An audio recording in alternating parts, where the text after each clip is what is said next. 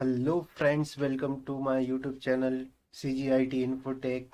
आज की हम इस वीडियो में सीखने वाले हैं कि MS वर्ड में फाइल मेन्यू का यूज़ कैसे किया जाता है और फाइल मेन्यू में कौन कौन से ऑप्शन होते हैं जिनकी सहायता से हम क्या क्या MS वर्ड में कर सकते हैं। सो फ्रेंड्स, चलिए आज हम सीखते हैं कि MS वर्ड में फाइल मेन्यू का यूज़ कैसे करें। उसके लिए मैं चलता हूँ अपने लैपटॉप पर, डेस्कटॉप पर, और हम स्टार्ट करते हैं MS वर्ड। ये मैंने MS वर्ड को ओपन किया हुआ हूँ, थोड़ा वेट किया हमने, फिर उसके बाद MS वर्ड ओपन हो गया। चलिए आज हम समझने वाले हैं जो MS वर्ड में मेन्यू बार होती है उसमें से जो हमारा ये फाइल मेन्यू होता है, इसमें क्या क्या होता है और कौन से ऑप्शन होते हैं, किस ऑप्शन से क्या क्या किया जा सकता है या क्या होता है। चलिए आज देखते हैं। फ्रेंड, स्टार्ट करते हैं। सबसे पहले हम इस पर क्लिक करेंगे। जैसे ही क्लिक करेंगे हमारे पास कुछ सब मेन्यूज शो हो जाते हैं, जिनमें से save, save as, open, close, info, recent, new, print, save and send, help, option, exit. ये सब सारे सब मेन्यूज होते हैं। हम बारी बारी एक एक मेन्यूज के बारे में समझेंगे कि कौन सा मेन्यूज किस काम में आता है। जैसे सेव लिखा हुआ है, तो ये सेव सब मेन्यू होता है। इसकी सहायता से हम हमारे जो MS वर्ड में डॉक्यूमेंट बनाते हैं, डॉक्यूमेंट फाइल तैयार करते हैं, उसको इसके द्वारा सेव किया जाता है।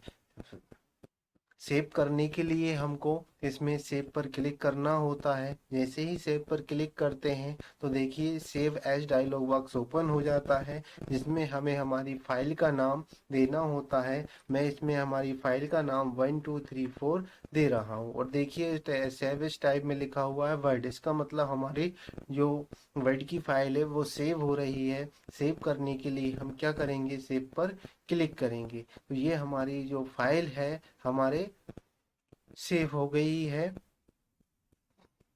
ना। इसको देखने के लिए हम हमारा एक फाइल मेन्यू में ही सब मेन्यू होता है ओपन।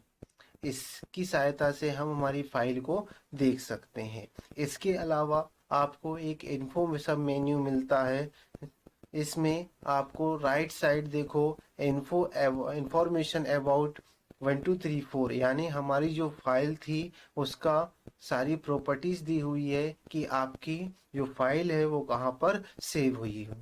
जैसे उसका पाथ दिया हुआ है, सी ड्राइव में यूजर नाम करके कोई फोल्डर है, उसमें सी फोल्डर है, और फिर उसके बाद डॉक्यूमेंट फोल्डर है जिसमें हमारा 1234 जो वर्ड की फाइल होती है, जिसका एक्सटेंशन होता है डॉक्स, DOCX होता है, वो फाइल हमारी यहाँ डॉक्यूमेंट में सेव है।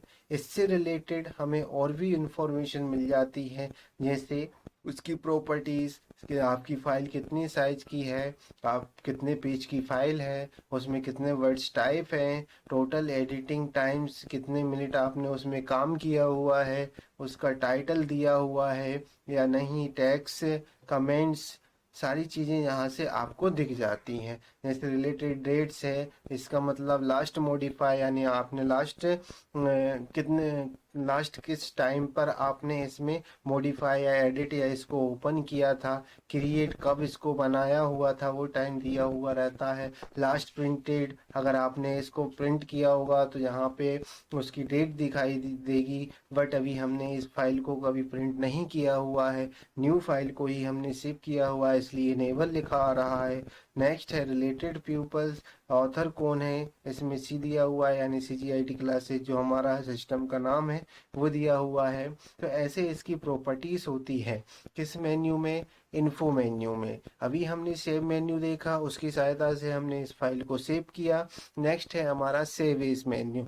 इसकी सहायता से हम क्या कर सकते हैं, हमारी जो फाइल है इसको डुप्लीकेट कर सकते हैं, किसी अदर नाम से भी हम इसको क्या कर सकते हैं, सेव कर सकते हैं। इस पर हम जैसे ही सेव पर क्लिक करते हैं फिर हमारे पास save as dialog box open हो जाता है, जिसमें हमें फाइल का नाम ऑलरेडी दिया हुआ है क्योंकि हमने जो पहली फाइल सेव की हुई थी 1234 करके की थी, बट हमें इसकी डुप्लीकेट बनाना है तो हम इसमें और भी नाम ऐड कर सकते हैं। जैसे मैं 56 और ऐड कर दिया तो ये वाली जो फाइल है ये भी सेव हो जाएगी और आपकी जो 1234 का नेम दिया था वो वाली फाइल भी आपकी सेव हो जाएगी। इसको हम सेव करते हैं तो देखिए एट प्रेजेंट में अभी हमारी फाइल कौन सी शो हो रही है। ये फाइल का नाम दिया हुआ है 123456। तो इस प्रकार से आप सेव एच की सहायता से MS वर्ड में फाइल को डुप्लीकेट या किसी अदर नाम से भी आप इसको सेव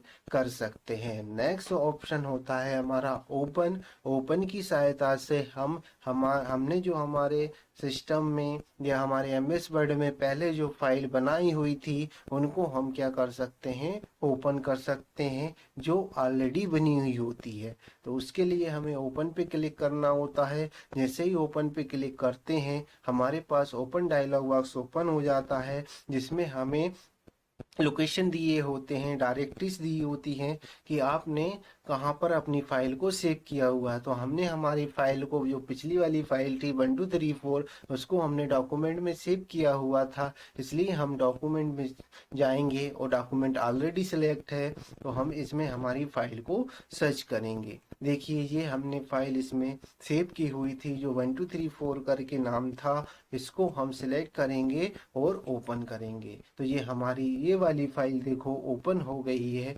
ना। तो इस प्रकार से हम क्या कर सकते हैं, ओपन वाले जो सब मेन्यू है इससे हम हमारी फाइल को ओपन कर सकते हैं जो ऑलरेडी हमने बनाई हुई है और उसमें एडिट कर सकते हैं। नेक्स्ट है हमारा ऑप्शन क्लोज। इसकी सहायता से आपने अपनी जो भी फाइल ओपन कर रखी हुई हैं अभी एट प्रेजेंट में, उनमें से आप उस फाइल को क्लोज कर सकते हो। जैसे अभी हमारी एट प्रेजेंट में 1234 फाइल ओपन है, इसको हमें क्लोज करना है तो हम इस पर क्लिक करेंगे। तो हम जैसे ही क्लोज पर क्लिक करते हैं देखिए हमारी जो 1234 फाइल करके थी वो वाली हमारी क्लोज हो गई है फाइल। और अभी हमारी जो फाइल है जो सेकंड नंबर पर हमने सेव एस के द्वारा सेव की हुई थी वो वाली फाइल हमारी यहाँ पर ओपन है करंट में। इसमें मैं कुछ डाटा टाइप थोड़ा सा लिख देता हूँ जिससे हमारा ये फाइल में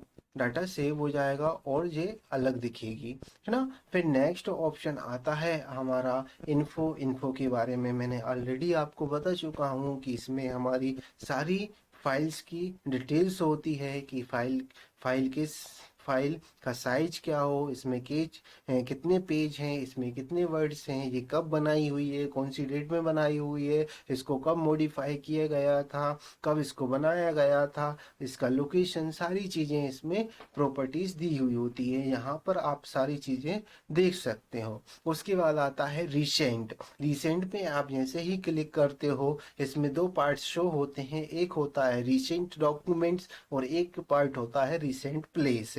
इसका मतलब आपके पास एट प्रेजेंट में या कुछ समय से, जब से आपका सिस्टम चालू है, जब से आपने जो भी फाइल ओपन की हुई है रिसेंटली, वो फाइलें यहाँ पर दिखती है। जैसे हमने 1234 भी ओपन की हुई थी, इसमें क्रिएट की हुई थी, बनाई हुई थी और इसको क्लोज भी कर दिया। और अभी एट प्रेजेंट में हमारी 123456 जो फाइल है वो वाली ओपन है अभी। तो यहाँ पे एक लिस्ट शो होती है जिन्हें हम रिसेंट डॉक्यूमेंट्स के नाम से जानते हैं, जहाँ से सारे डॉक्यूमेंट्स शो होते हैं जो हमने रिसेंटली ओपन या क्लोज किए हुए हैं या उन पर वर्क किया हुआ है। इसी प्रकार रिसेंट प्लेस होता है, यहाँ पर शो होता है कि आपने जो रिसेंट की जो फाइलें ओपन की हुई थी या क्लोज की हुई थी या उन पर काम किया हुआ था उनका लोकेशन और उनके फोल्डर्स शो होते हैं। सो इस प्रकार से आप रिसेंट का यूज कर सकते हैं या देख सकते हैं।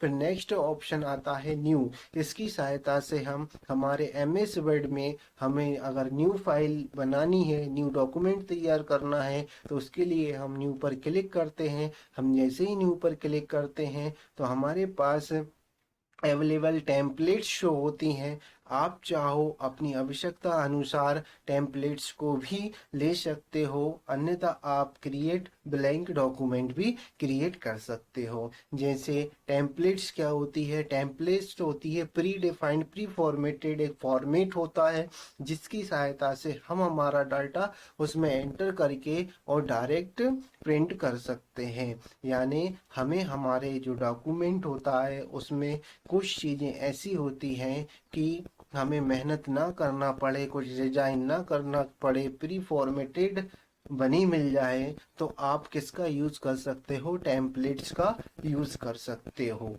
है ना। तो चलिए हम इसमें अभी टेम्पलेट्स का यूज नहीं कर रहे हैं, हम इसमें न्यू फाइल क्रिएट करने के लिए ब्लैंक डॉक्यूमेंट को ऑलरेडी सिलेक्ट है, इसको हम सिलेक्ट करेंगे। सिलेक्ट करने के बाद यहाँ पर क्रिएट पर क्लिक करेंगे, जिससे हमारा न्यू ब्लैंक डॉक्यूमेंट ओपन हो जाएगा। इसके साथ साथ जो आपकी टाइटल बार होती है, इस टाइटल बार में डॉक्यूमेंट 2 नाम लिखा आ रहा है, इसका मतलब ये वाली फाइल हमारी अभी सेव नहीं है।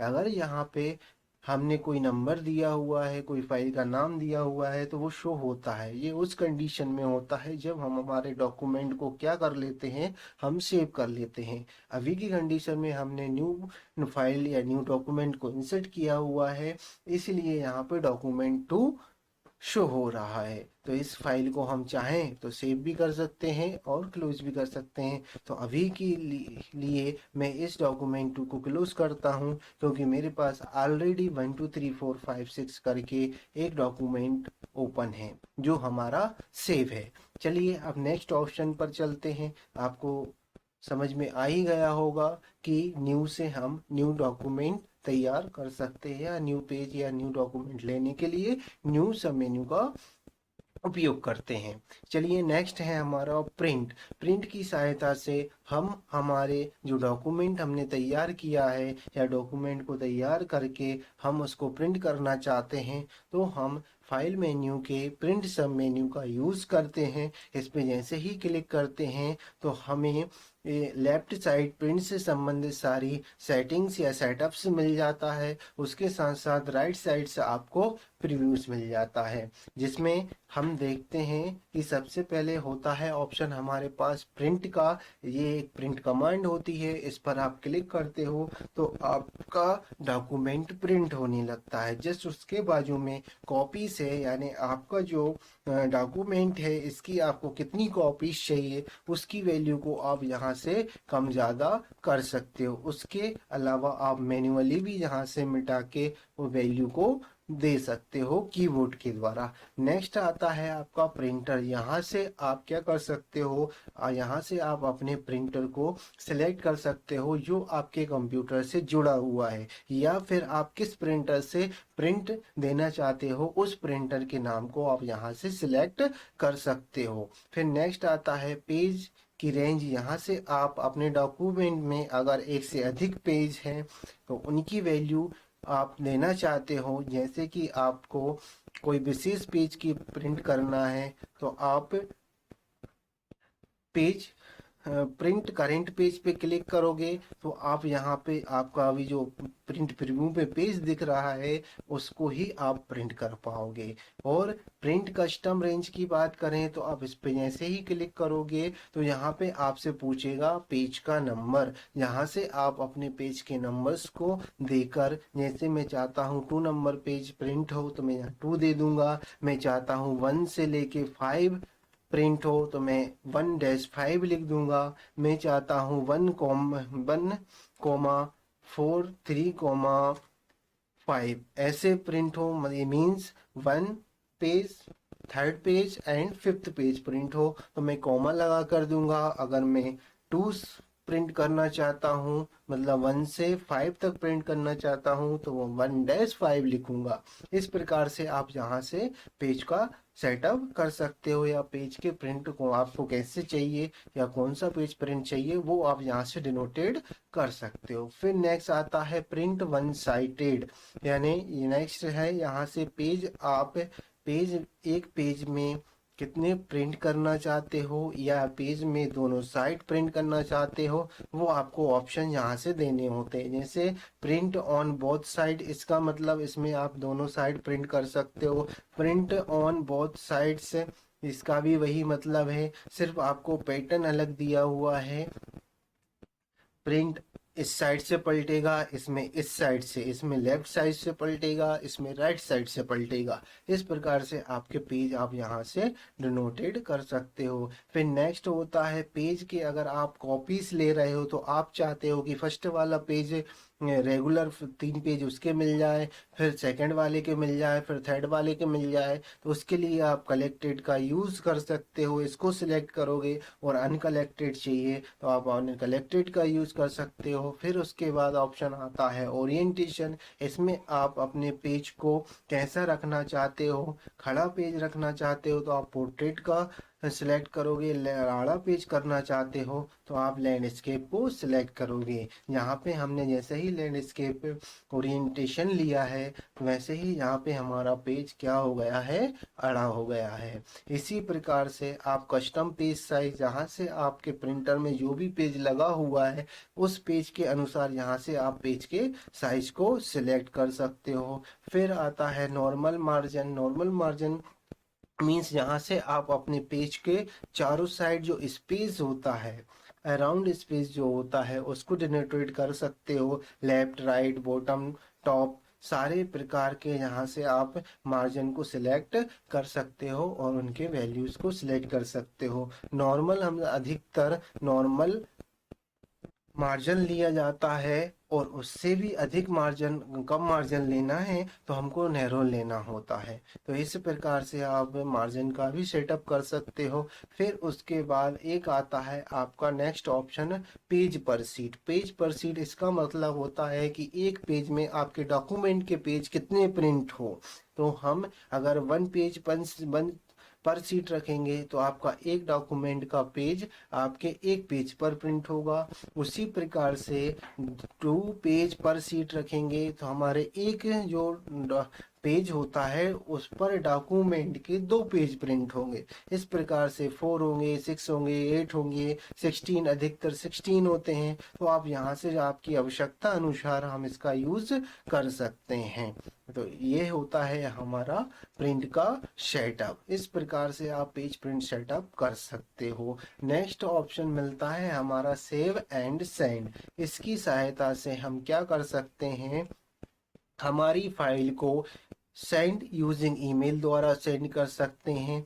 सेव टू वेब पेज पे सेव कर सकते हैं। सेव टू शेयर पॉइंट, अगर हमारे कंप्यूटर एक दूसरे से जुड़े हुए हैं तो आप उसको आपस में शेयर कर सकते हैं। पब्लिश अ ब्लॉग पोस्ट, आप क्या कर सकते हो, अपने डॉक्यूमेंट को blog, WordPress, Windows, community servers, type पे, इस प्रकार से आप क्या कर सकते हो, इसको शेयर कर सकते हो, सेंड कर सकते हैं। फिर फाइल का टाइप, यहाँ से आप क्या कर सकते हो, फाइल के टाइप को भी चेंज कर सकते हैं। इस पे जैसे ही क्लिक करते हैं तो हमारे पास चेंज फाइल टाइप, आपके अनेक प्रकार के टाइप्स आ जाते हैं। आप अपने फाइल को किस टाइप्स में या किस वर्जन में या टेम्पलेट्स में या वर्जन में या टैक्स में या प्लेन टैक्स में या रिच टैक्स फॉर्मेट में क्या कर सकते हैं, चेंज कर सकते हैं। उसके साथ साथ क्रिएट पीडीएफ या एक्सपीएस डॉक्यूमेंट ऑप्शन होता है। इस ऑप्शन की सहायता से आप अपने डॉक्यूमेंट का